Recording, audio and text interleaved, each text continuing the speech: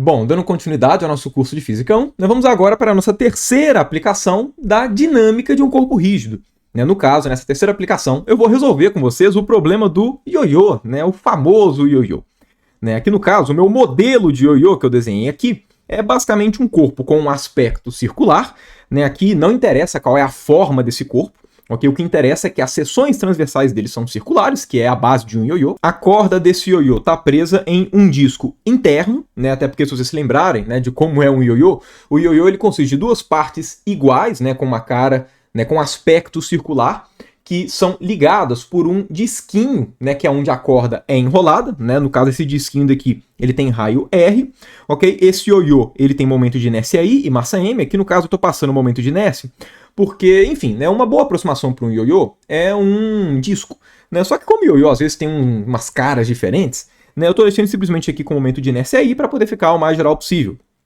E também eu estou supondo que essa corda, ela está enrolada aqui, nesse disco central, de forma a descrever um movimento de rolamento. Ou seja, essa corda não desliza nesse disco daqui, ok? Ela é completamente aderida no disco. Ok? Então esse é o nosso modelinho de ioiô, e o nosso problema central aqui é determinar qual que é a tensão nessa corda e qual que é a aceleração de descida, que é basicamente determinar qual que é a dinâmica desse sistema. No caso, eu vou resolver dois regimes. Eu vou resolver o movimento de descida e o movimento de subida, porque aqui no caso eu estou pensando no ioiô que você simplesmente solta, você não dá aquele impulsozinho, certo? Então o que eu estou pensando é o ioiô na descida, a gente simplesmente solta, o ioiô vai descendo, e para qualquer pessoa que já brincou com o ioiô, sabe que mesmo se você não fizer nada, quando ele chega lá embaixo, ele dá uma quicada e dá uma subida. Então vamos ver se na subida a tensão modifica, ou se a aceleração modifica. Vamos descrever isso. Então vamos lá. Se a gente quer descrever o movimento do ioiô, como é que a gente faz para determinar a dinâmica dele? Aqui no caso a gente vai usar, segundo a lei de Newton, tanto de rotação quanto de translação. Por quê? Porque o ioiô roda e ele também está indo para baixo. Então ele translada e roda.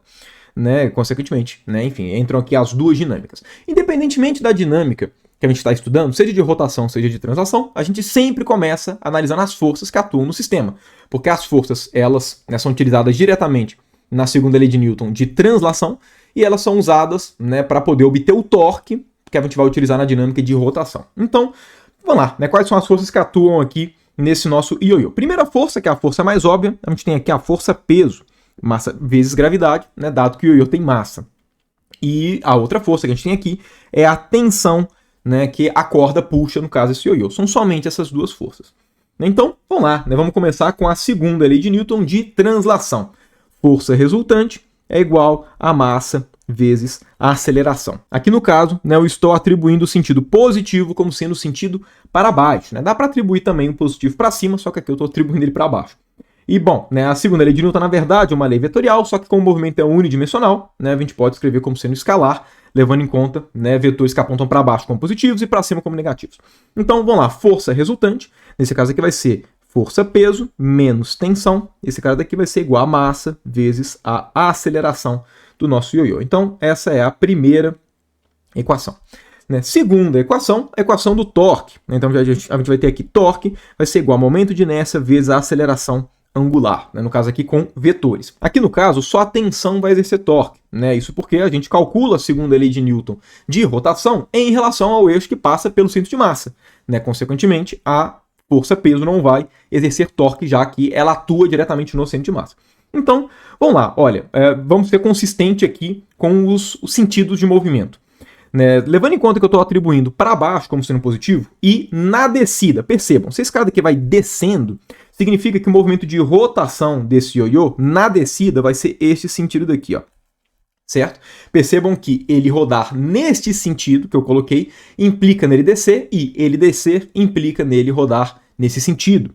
Ok? Consequentemente, esse daqui é o sentido positivo de rotação. Logo, olha só, esse torque daqui, ele induz o corpo a rotacionar exatamente nesse sentido que ele está rotacionando de fato. Então, o torque gerado pela tensão no movimento de descida ele é positivo. E vai ser quanto? Vai ser força vezes distância, enfim, dado que a tensão ela é tangente a esse círculo do disco interno, e enfim, aí por obviedade, R VEC, tensão vai ser simplesmente tensão vezes o R. Okay? Esse cara daqui vai ser igual ao momento de inércia vezes a aceleração angular, o módulo dela. O módulo da aceleração angular está diretamente relacionado com a aceleração linear. Por quê? Porque aqui a gente tem um movimento de rolamento, aqui a gente não tem um deslizamento, ok? Né, na corda com o disco. Isso significa que se o disco ele roda uma certa quantidade, né, a quantidade que a extremidade desse disco movimentou nessa rodada vai ser a quantidade de corda que vai ter dado para baixo, que é o regime de rolamento. Okay? Consequentemente, aqui a gente tem que a velocidade do centro de massa do disco vai ser igual a ômega vezes Rzinho, sendo que esse ômega é a velocidade angular do ioiô e esse R daqui, né, enfim, é o raio desse disquinho interno. Ok? Se a gente deriva ambos os lados, a gente vai ter a aceleração, né, do centro de massa, que é a aceleração da translação, vai ser igual a alfa vezes Rzinho, ou seja, alfa é igual a A vezes Rzinho. Então essas aqui são as equações da dinâmica desse nosso ioiô.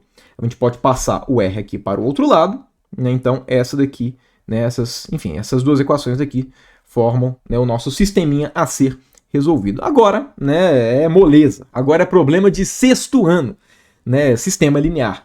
Então, vamos lá, né, somando as duas equações, o que a gente chega aqui? Ó, tensão vai cortar com tensão. A gente chega aqui, mg é igual a, vamos lá, massa mais I sobre Rzinho quadrado vezes aceleração. Logo, a aceleração do ioiô vai ser massa vezes gravidade. Aqui no caso eu vou colocar massa dividido por massa mais I sobre R quadrado vezes G. Também é comum escrever esse tipo de resposta da seguinte forma.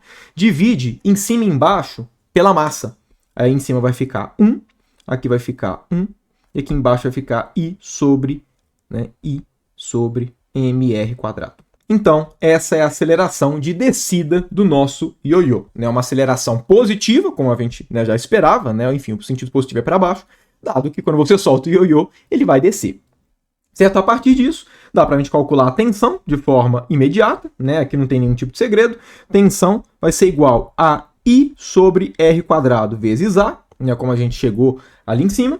Então, é só substituir. Então, 1 dividido por 1 mais I sobre mr quadrado vezes G. Então, essa daqui é a nossa tensão, né? Enfim, se você quiser escrever ela de uma forma mais simplificada, né? Enfim, de um jeito que você considere mais bonito, fica à vontade, né? Mas aqui não tem necessidade, essa daqui é a expressão, né, da tensão de fato.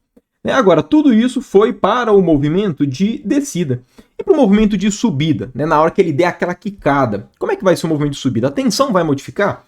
A aceleração, né, que o ioiô vai estar submetido vai modificar também?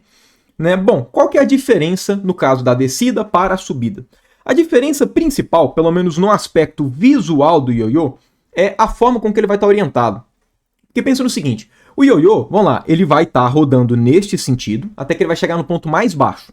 Na hora que ele chegar no ponto mais baixo, este sentido daqui vai induzi-lo a enrolar no fio no sentido contrário. Ou seja, a gente vai ter um caso espelhado. Né? Se esse caso daqui que eu acabei de desenhar é o caso de descida, o caso de subida vai ser isso daqui, ó, para poder ficar um pouquinho mais representativo. Vai ser algo dessa forma daqui, ó, exatamente espelhado. Então vamos lá, né? Se esse nosso primeiro desenho corresponde ao movimento de descida, porque eu abandonei, por exemplo, o ioiô, né, ele está descendo, esse segundo caso vai corresponder à subida a partir da quicada que ele dá, ok? Só, né, enfim, reenfatizando, como, né, ele está girando nesse sentido, ele não vai parar de girar quando a corda esticar totalmente. Então, esse movimento daqui, né, de rotação dele vai induzir exatamente com que ele comece a se enrolar, só que agora no sentido contrário. Depois reparem isso, o ioiô ele desce orientado de um lado e sobe orientado do outro. Será que isso influencia na tensão ou na aceleração do ioiô? Né? Bom, o que a gente tem que fazer é ver quais são as equações da dinâmica, né? A segunda lei de Newton para a rotação e para a translação, e ver quais são as diferenças. A da translação não vai mudar em absolutamente nada. A gente continua tendo tensão para cima, peso para baixo. Então, a primeira lei de Newton aqui fica igual na subida e na descida, não muda em absolutamente nada. Agora, quando a gente vai analisar a segunda lei de Newton de rotação, dá a impressão, num primeiro momento, que vai ter alguma diferença, né? Pelo seguinte, né? Vamos lá, o sentido positivo da rotação, no caso a descida, foi esse sentido, sentido anti-horário. Né? E aí, nesse sentido, né, a tensão, o torque gerado por ela é positivo. Agora, a tensão mudou de lado. Antes ela estava atuando à direita do disco e agora ela está atuando à esquerda do disco. Consequentemente, se a gente for levar em conta aquele sentido anti-horário, olha só, a tensão está gerando um torque negativo. Então dá a impressão que a dinâmica de rotação vai modificar. Porém, percebam, por que a gente tratou esse sentido de rotação como sendo sentido positivo? A gente tratou ele como sendo sentido positivo porque no movimento de descida, esse sentido era o sentido de rotação compatível com o sentido positivo da translação. Só que esse não é mais o caso no movimento de subida. Pelo seguinte, esse movimento de rotação daqui, ele induz que tipo de translação? Como o ioiô ele inverte a forma com que ele enrola na corda, no movimento de subida em relação de descida, uma rotação neste sentido daqui induz o ioiô a subir. E exatamente isso está acontecendo, ele está girando no sentido anti-horário e está subindo. Agora, o sentido positivo não é para baixo? Se o sentido positivo é para baixo, da forma como o ioiô está agora no movimento de subida, o sentido positivo de rotação é este sentido daqui, o sentido horário. Porque esse sentido de rotação do ioiô que faz ele ir, ele faz ele transladar para o sentido positivo da translação, que é o que eu adotei para baixo. Consequentemente, no movimento de subida, para que a gente tenha uma consistência da dinâmica de rotação e translação em conjunto, e isso tem que acontecer, porque aqui é um regime de rolamento, em que os dois movimentos acontecem em conjunto, no movimento de subida, o sentido positivo de rotação tem que ser agora o sentido horário.